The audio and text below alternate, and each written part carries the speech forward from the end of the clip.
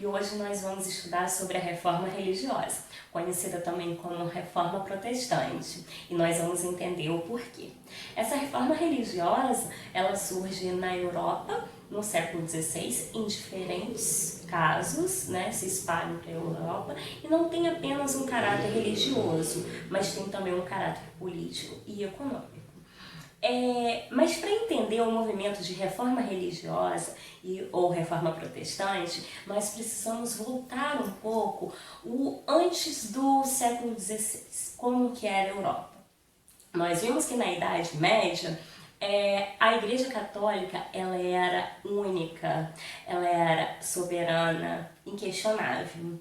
Então ela colocava e tirava rei do poder, ela era uma verdade absoluta, ela pregava a simonia, que era justamente a venda de relíquias religiosas. O que seriam essas relíquias? Seria o fio de cabelo de Maria Madalena, seria um pedaço da roupa de Jesus. Então, assim, são símbolos que traria a imagem daquele santo para perto da pessoa. Além disso, apoiava a venda de indulgências. E o que seria a venda de indulgência? Eu tenho um fiel e aquele fiel ele pecou, errou, matou alguém, por exemplo. Ele se arrependeu, foi confessar os seus pecados e o padre pediu uma contribuição, porque ali sim ele conseguiria a absolvição e conseguir perdão dos pecados e conseguiria garantir o seu espaço no céu. Então isso era a venda de indulgência. Na Idade Moderna, quando eu tenho uma transformação da sociedade, eu tenho um crescimento de uma classe burguesa que vai acumular riqueza, que a igreja era contra esse acúmulo de riqueza, então a burguesia não vai ver com bons olhos essa igreja católica. Eu tenho uma nobreza também que está insatisfeita com esse domínio total da igreja católica, e tenho também um movimento de reforma na cultura e na arte, com o renascimento cultural e artístico. Então eu tenho um pensamento mais racional, questionador.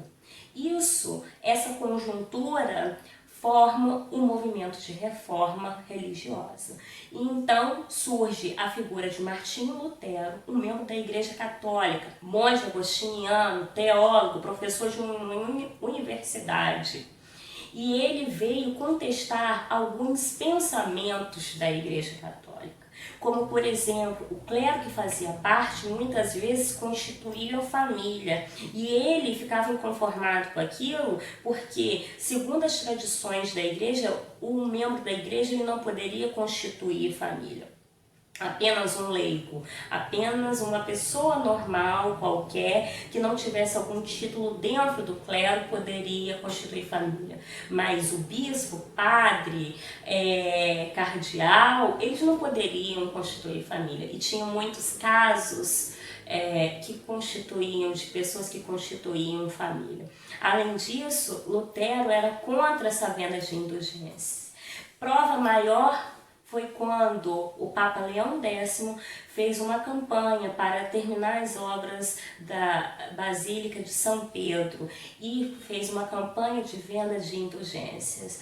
Lutero se revoltou e afixou as 95 teses na Catedral de Wittenberg, que está localizado no que hoje corresponde à Alemanha. E nessas 95 teses, Lutero ele aponta justamente a justificação pela fé, ou seja, não é uma boa obra que salva um homem, mas sim a fé do indivíduo. E essa fé é algo particular, então ele poderia ter acesso à leitura da Bíblia e fazer sua interpretação e ter o seu contato direto a Deus. Por isso defendia a tradução da Bíblia, e ele vai traduzir a Bíblia do latim para o alemão, porque antes todos os rituais eram feitos em latim.